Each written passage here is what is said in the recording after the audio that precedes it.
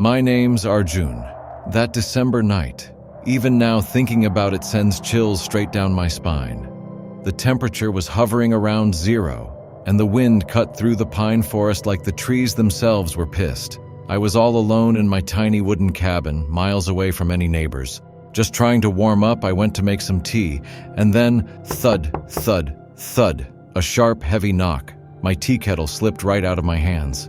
11:50 p.m. Who the hell knocks at this hour out here in the middle of nowhere? Heart racing, I crept to the window and pulled the curtain aside, holding my breath. Snow was falling. The world was silent, but there was something there. Footprints, fresh, perfectly clean, leading straight up to my door. And the creepiest part? They didn't go back, just stopped. As if whoever or whatever came just disappeared into thin air. I tried to calm myself. Arjun, chill. You're overthinking this. I turned back toward the table and then thud, thud, thud, louder this time, making my cup shatter all over the floor. And then a voice, barely audible, cutting through the cold air like a knife. Open the door. It's cold out here. My body froze. Who's there? I managed to croak. Silence. And then a whisper that made my blood run cold. You left me outside. Flashback hit me like a punch. Maya.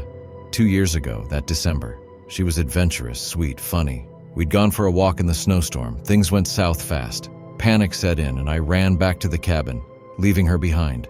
People said she fell in the forest and died. Her body was never found. And now, that voice at my door was hers. I backed up, terrified, toward the window. And that's when I saw it. Footprints had reached the cabin. Fresh. Each step perfectly defined. Then, a white, ice-cold handprint appeared on the glass. Right by my ear, her whisper, "I'm here, Arjun." All the lights flickered, then cut. Heater, lights. Everything went dead. Pitch dark. I crawled for my flashlight under the bed. Click. The beam hit the floor, and my heart stopped. Footprints. Inside the cabin. Doors locked. Windows locked. Padlocks tight. So how the hell did they get in? The flashlight caught her figure. White, frozen, skin like cracked ice. Wet black hair, blue lips, eyes darker than the night. Maya, standing there. Smiling. Slowly. Unnaturally. A smile no living human should ever wear. Her voice, broken and icy, whispered one thing. "Why did you leave me to die?" I hit the floor, gasping, tears in my eyes. Her footsteps crackled on the wooden floor. 1 step, 2, 3. I shut my eyes. When I opened them, she was inches from my face, her icy breath brushing my cheek.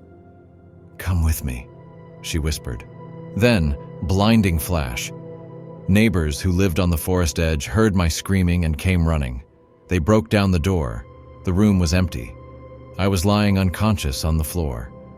Outside, the footprints led back into the forest, like something dragging her away. At the edge of the forest, search teams eventually found a frozen body.